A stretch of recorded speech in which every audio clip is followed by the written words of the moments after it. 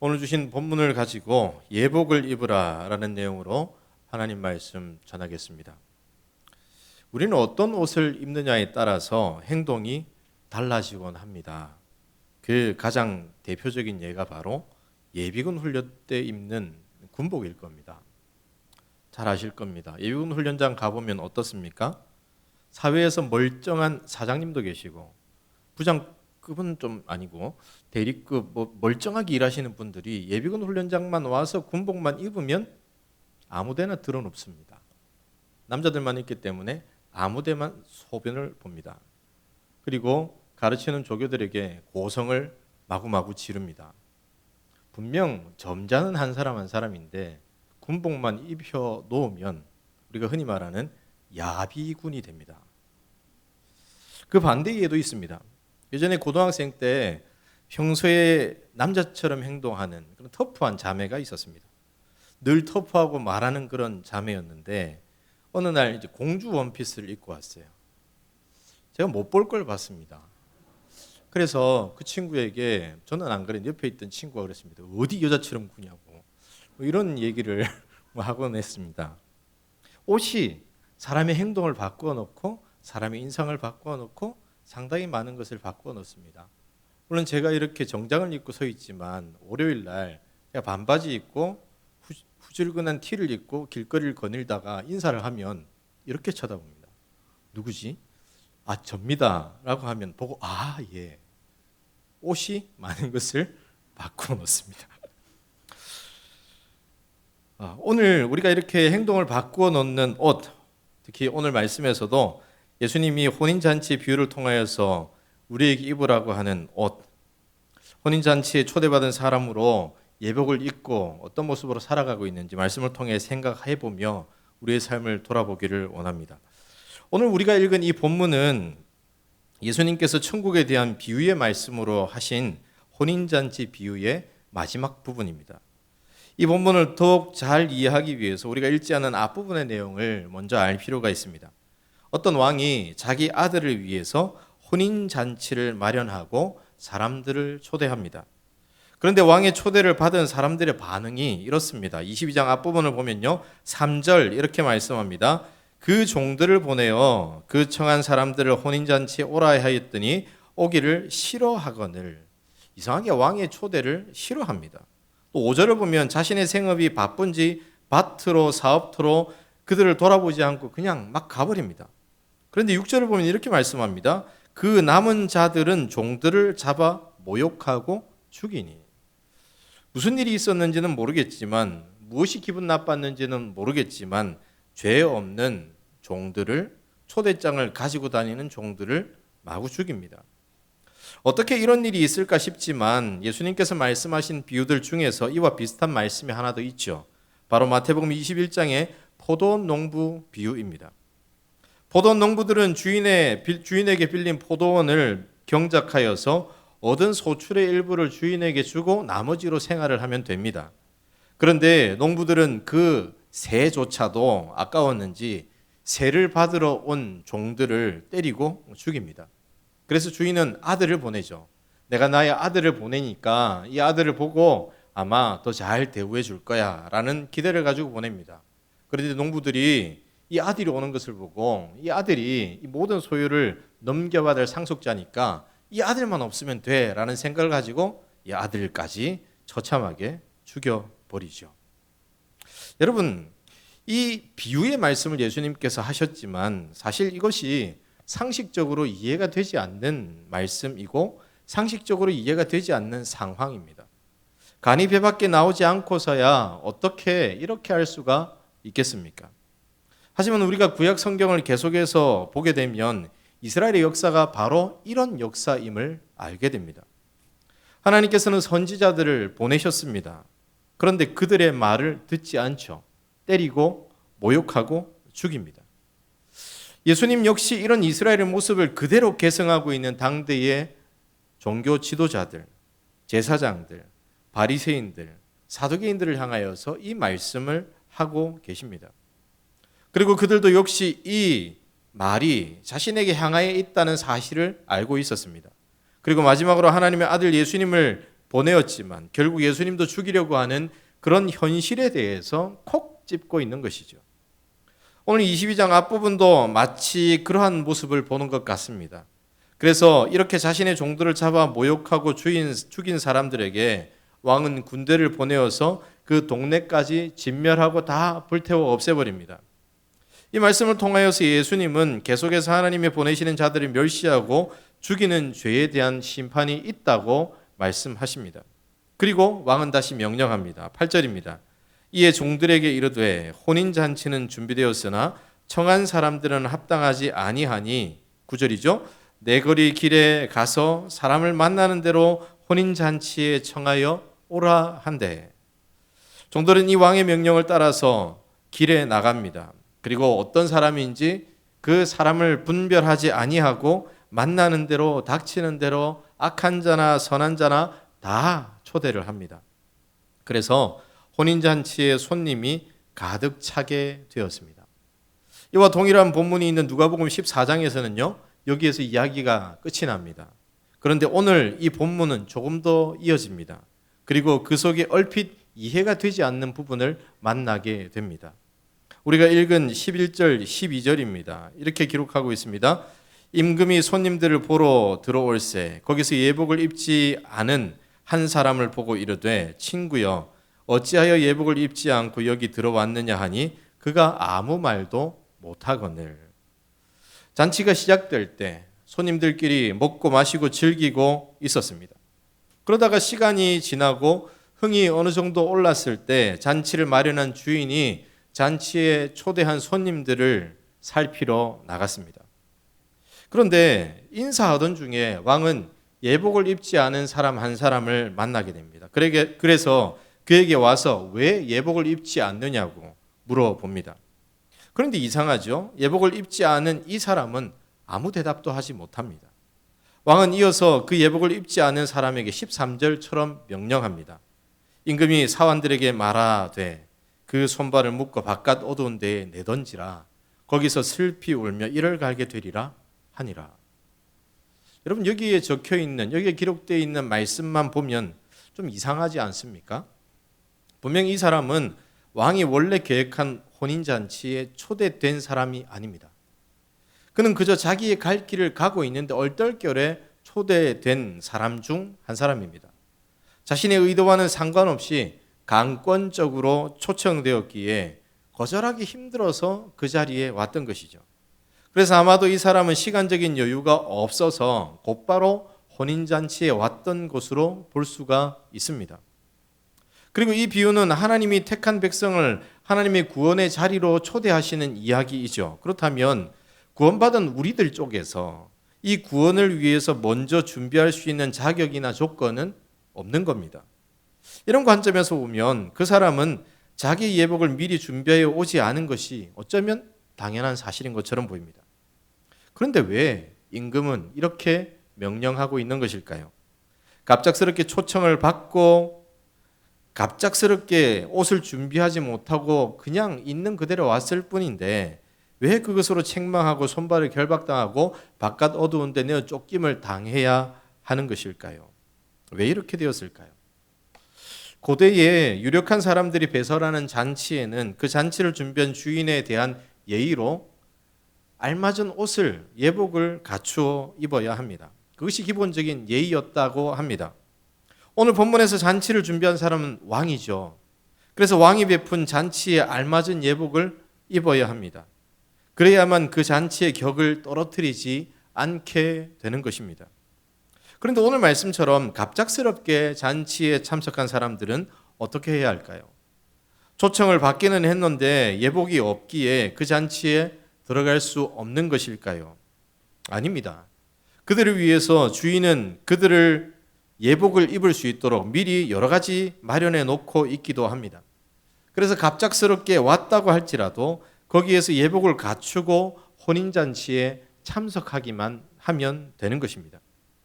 물론 오늘 본문이 주인이 자신의 연회에 참석한 손님들을 위하여 예복을 준비해두는 관습을 반영하고 있는지는 확실치 않습니다. 그러나 옷을 가져다 주거나 손님을 위해 예복을 준비하는 일은 자신이 소중히 여기는 사람들에 대한 깊은 관심의 표현이었기에 어느 정도 이런 정황이 있지 않을까라고 유추해 볼 수 있습니다. 또한 고대 근동에서는요, 값지고 아름다운 옷을 선물하는 것은 상대를 존귀히 여김을 나타내는 예의 범절에 속한 일이었기 때문에 이 또한 합당하게 생각할 수 있을 것 같습니다. 그리고 옷을 선물로 주는 것은 아니다 해도 고대 근동에서 잔치에 참여할 손님을 위해서 예복을 준비해 놓는 커다란 의상실이 있었다, 이렇게 말을 하기도 합니다. 특별히 로마의 역사가였던 호레이스에 의하면 루클루스 왕은 5만 벌 이상의 궁중 의복을 가지고 있어서 자기의 잔치에 손님으로 초대된 사람들에게 내어줄 수 있는 옷이 상당히 많았다라고 기록하고 있기도 합니다. 그리고 오늘 본문 속에서도요, 이러한 사실을 어느 정도 발견할 수 있습니다. 지금 왕의 혼인잔치에 참여한 모든 사람들은 사실상 전부 다 갑작스럽게 초청을 받은 사람들입니다. 그런데 유독 한 사람만, 동일한 조건 속에서 초청을 받았지만 유독 한 사람만 왕의 눈에 딱 띈 겁니다. 이 사람이 왜 눈에 딱 띄었을까요? 그것은 다른 사람들은 다 옷을 갖추어 입고 있었고, 이 사람은 무슨 이유에서인지, 어떤 의도에서였는지 자기가 거절하였기 때문에 옷을 갖추어 입지 않고 있었던 것이라고 생각할 수 있습니다. 성경은 분명 여기에 대해서 어떤 이유를 말하고 있지 않기에 자세하게 알 수는 없습니다. 그러나 분명히 알 수 있는 것은 예복 입기를 거절한 그 사람이 왕 앞에서 한마디도 하지 못하였고 왕은 합당하게 그를 내어 쫓았다라는 것입니다. 그에게 분명히 뭔가 문제가 있었더라는 거죠. 이 비유의 이야기를 우리가 받은 구원과 연결시켜서 생각할 때 하나님께서 이 구원의 복된 잔치로 부르시는 이 초대는 아무런 자격이나 조건 없이 주어졌다는 것을 우리는 분명히 알 수 있습니다. 종들은 거리로 나아가서 만나는 사람마다 그 사람이 어떤 사람이든지 악한 사람인지 선한 사람인지 구분하지 아니하고 모두를 왕의 혼인잔치에 초대했습니다. 그리고 이 초대를 받은 사람들은 이 초대에 응하기만 하면 이 잔치에 참여할 수 있었습니다. 그러나 그럼에도 불구하고 이 잔치에 참여하기 위해서는 합당한 예복을 입고 있어야 한다는 사실입니다. 누구든지 잔치에 초대받았고 잔치에 참여할 수 있지만 예복을 반드시 입어야만 합니다. 만약 누군가가 이 예복 입기를 거절한다면 그 사람은 그 잔치에 합당한 사람이지 않습니다. 비록 잠깐 동안은 그 잔치를 즐길 수 있지만 결국에는 쫓겨나서 슬피 울며 갈게 된다는 사실을 가르쳐 주고 있습니다. 그렇다면 여기에서 중요한 것이 있습니다. 이 예복이 무엇이냐고 하는 것입니다. 이 혼인잔치에 초대받은 사람이 갖추어야 할 예복, 갖추지 못하면 혼인잔치에서라도 쫓겨나게 되는 이 예복, 그리스도인의 삶의 자리 가운데 이 예복은 무엇일까요? 첫 번째로 우리가 생각해 볼 수 있는 것은 바로 믿음입니다. 우리가 하나님께로부터 구원을 선물 받았을 때 어떤 자격을 갖추거나 구원에 합당한 일을 해서가 아니죠.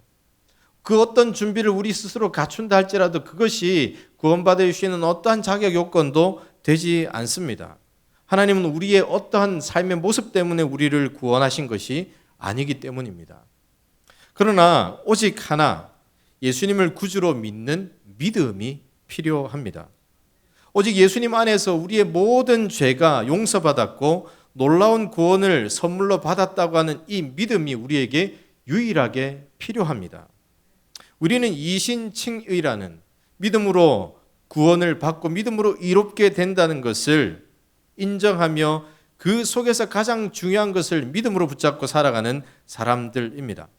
물론 따지고 보면 이 믿음 또한 우리가 노력하여 얻은 게 아니죠. 우리 안에서 나타난 게 아닙니다. 이 또한 하나님의 선물입니다.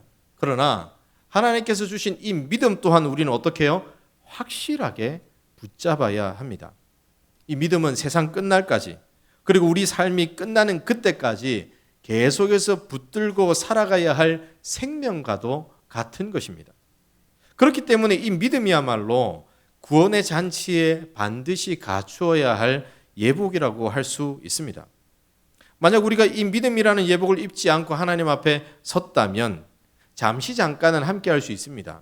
우리 공동체로 예를 들어 본다면 믿음이 없이 공동체에 함께 일원이 된 것처럼 함께 할 수 있습니다. 그러나 하나님께서 오셔서 사람들을 보시고 과연 영원한 왕의 잔치에 참여한 사람들이 합당한가 볼 때에 믿음 없는 그 모습을 보시고 너는 아니네, 예복이 없네 라고 쫓겨날 수 있다는 것입니다.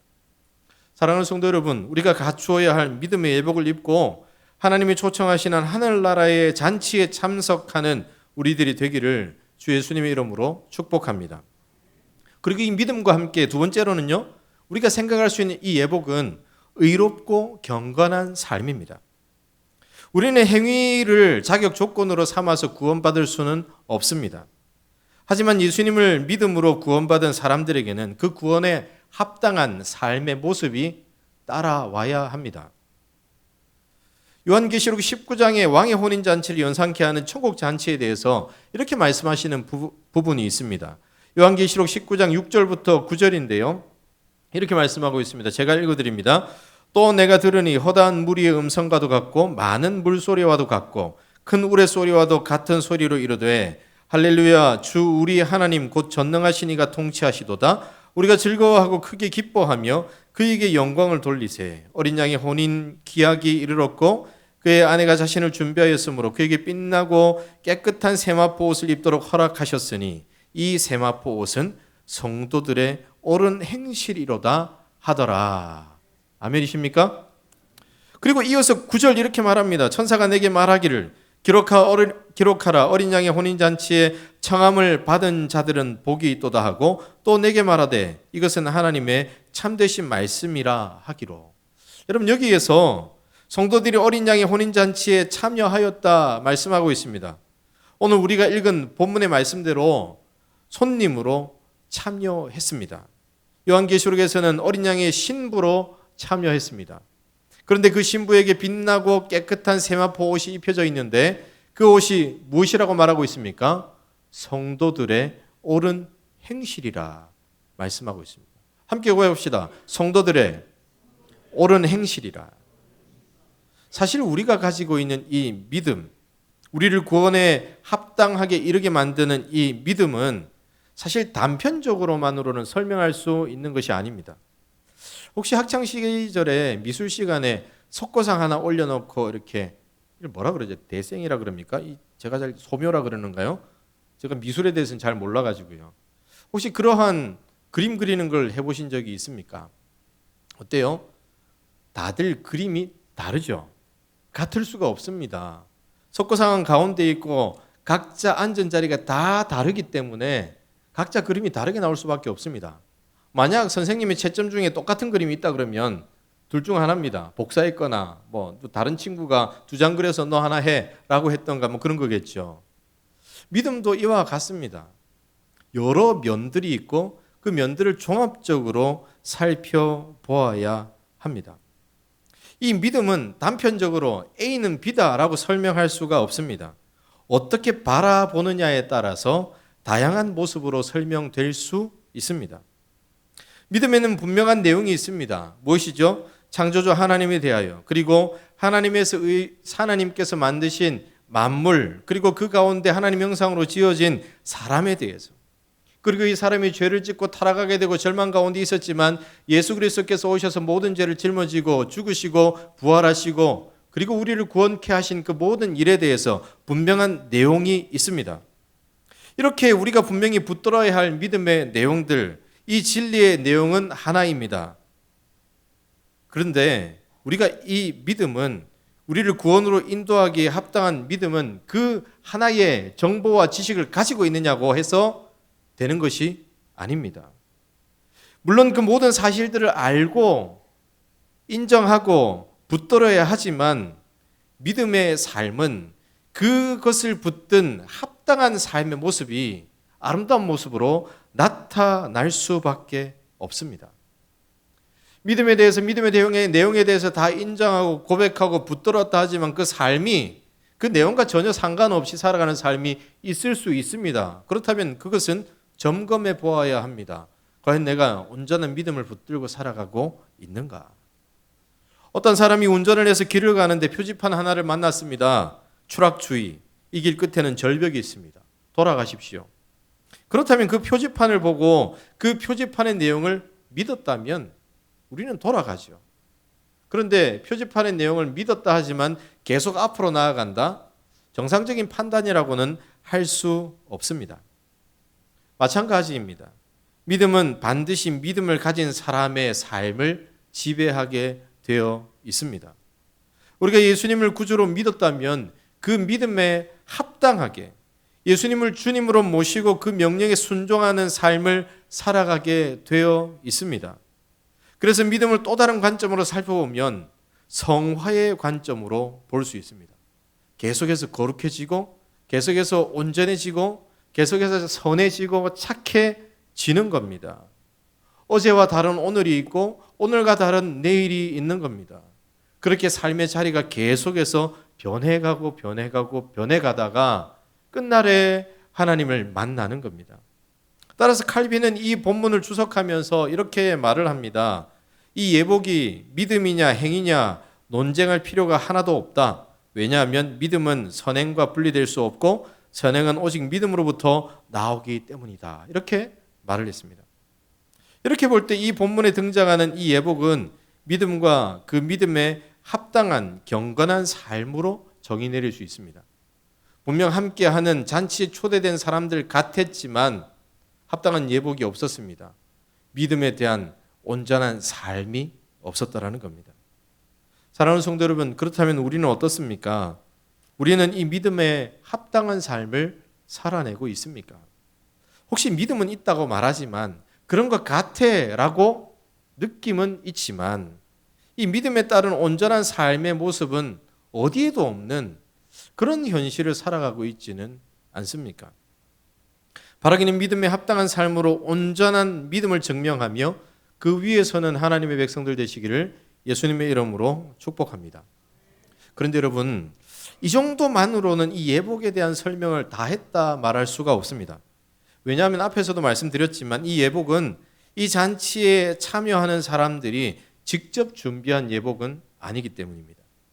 이 예복은 잔치를 마련한 왕이 직접 준비하여 주기도 하고 어쨌든 준비하여 비춰놓기도 하는 그런 예복이기 때문입니다.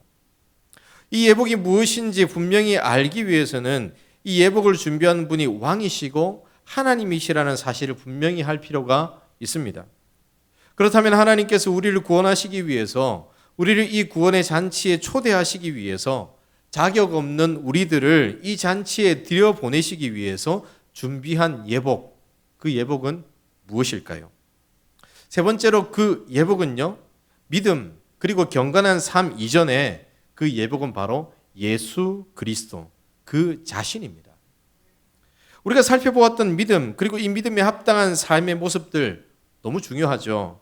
그러나 사실 이 모든 것들은 예수님께서 우리 가운데 오시지 않으셨다면, 오셔서 우리를 죄에서 구원하시기 위해서 십자가 위에서 살찢고 피 흘리지 않으셨다면 우리의 믿음, 우리의 선한 행실은 무가치한 것이 되고 맙니다. 경건한 삶 이전에, 믿음 이전에 하나님께서 미리 예비하신 선물 대신 예수 그리스도께서 먼저 계셨습니다. 그래서 바울은 우리가 예수님을 믿어서 구원받은 이 모든 일들을 포괄하여서 이렇게 표현합니다. 그리스도로 옷 입는다. 사랑하는 성도 여러분, 이 자리에 계신 우리들 모두는 예수 그리스도로 옷 입은 사람들임을 믿습니다. 그리고 이 사실 때문에 우리는 하나님 앞에 영광 돌리는 삶을 살아갈 수 있습니다. 우리는 더러운데, 우리는 준비되어 있지 않은데, 우리는 의롭지 못한데, 우리는 하나님과 원수되어 있는데 정결하시고 의로우신 예수님을 옷 입음으로 인하여서 십자가 위에서 완성하신 그분의 의를 옷 입음으로 인하여서 마침내 그 잔치 자리에 합당하다고 하나님께서 그렇게 말씀하시고 인정하시는 사람이 되었습니다. 이렇게 볼 때 이 비유에 나오는 이 예복을 입지 않은 사람은 어떤 사람일까요? 잔치의 자리에 들어오긴 했습니다. 초대는 받았습니다.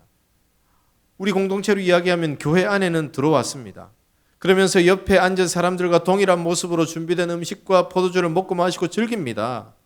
교회에 와서 다른 사람들과 똑같은 모습으로 예배하고 찬송하고 기도하고 봉사하고 섬깁니다. 하지만 무엇이 다릅니까? 그는 끝까지 예수 그리스도로 옷 입기를 거절하는 사람입니다. 그래서 그분을 믿지 않습니다. 믿는 것처럼 보일 수는 있습니다. 그러나 믿음에 합당한 삶 또한 보이지 않습니다. 왜냐하면 그는 그리스도로 옷 입지 못한 사람이기 때문입니다. 따라서 그는 그분의 의를 의지하거나 닮아가지 않습니다. 그분 안에 그분이 분명히 구주로 좌정하셔야 하는데 우리의 삶의 자리자리마다 그 향기가 드러나게 되고 그 형체가 드러나야 하는데 거룩하게 변해가는 모습이 어디에도 발견되지 않습니다. 여러분, 거룩하게 변해간다 어떤 뜻입니까? 우리를 구원하신 예수 그리스도의 장성한 분량까지 닮아가는 겁니다. 그런데 그리스도로 옷 입지 않으면 당연하게 이 삶이 있을 수가 없습니다. 오늘 본문은 우리에게 엄중하게 이렇게 질문합니다. 우리는 하나님의 구원잔치에 합당한 예복을 입고 살아가고 있습니까? 우리 편에서 준비한 우리 예복이 아니라 오직 하나님께서 은혜와 사랑으로 준비하신 예수 그리스도의 그 옷이라고 하는 그 예복을 입고 있습니까? 예수 그리스도를 우리의 유일한 구주로 믿고 의지하며 따르고 있습니까? 우리가 그분의 형상을 따라서 더 온전한 모습으로 변해가는 것이 삶의 자리에 나타나고 또 나타나고 있습니까? 사실 우리는요, 예수 그리스도라는 옷으로 덧입혀졌지만 그 안에는 더러움으로 여전히 가득합니다. 그래서 자꾸만 예수님을 만나기 이전 삶을 동경하고 그것으로 돌아가려 합니다. 그런 관성이 너무나도 강합니다. 그런데 예수님 때문에 그 관성을 버리려 하고 반대 방향으로 달려가려 하고 나를 이끄는 죄가 아니라 나를 온전케 하신 예수님을 바라보고 그곳을 향하여 달려가고자 하는 그런 열망과 열심과 노력과 그 열매가 나타나야 합니다. 그렇다면 그 열매가 우리의 삶의 자리에 있습니까? 우리는 엄중하게 우리 스스로에게 질문할 수 있어야 합니다. 오늘 오전 예배 때 우리는 전도 초청 잔치에 누구를 초청할까 작정을 했습니다. 그런데 여러분, 작정을 하고 삶의 자리에 가서 그 작정한 사람들에게 나아갈 때 무엇을 보여주어야 하겠습니까? 그리스도로 옷 입은 우리의 삶을 보여주어야 하고, 그리스도로 옷 입은 우리의 친절함을 보여주어야 하고, 그리스도로 옷 입지 않으면 절망밖에 없다고 하는 그 간절한 마음을 그들에게 전달해 주어야 할 줄로 믿습니다. 이렇게 하기 위해서 우리에게 필요한 것은 다른 것이 아닙니다. 말 잘하는 것이 필요하지도 않습니다. 그저 우리의 화려한 어떤 것이 필요하지도 않습니다. 그저 우리가 예수 그리스도로 옷 입은 삶을 어떻게 살아가고 있고 그 삶에 대한 고백이 어떻게 흘러넘치고 있고 그것이 그들에게 전해졌을 때 얼마나 강력하게 설득력 있게 나타나느냐, 여기에 있다는 겁니다. 사랑하는 성도 여러분, 그렇다면 우리는 과연 그리스도로 옷 입고 있습니까? 사랑하는 성도 여러분, 말씀을 마무리합니다. 나는 이 예복을 입지 않고 잔치의 자리에 앉아있는 불행한 결말이 예배되어 있는 모습은 아닙니까? 엄중하게 우리 스스로에게 질문하시기를 바랍니다. 오늘 말씀을 우리의 거울로 삼아서 우리의 말과 생각과 행동을 비추고 점검하시길 바랍니다. 그리고 그 가운데 드러나는 죄악들이 있다면 버리고 또 버리고 여기에서 다시 일어나기를 소망하며 우리를 새롭게 세우신 예수 그리스도로 옷 입고 그 열매를 바라보며 살아가는 삶이 이어지기를 주 예수 그리스도의 이름으로 축복합니다. 기도하겠습니다.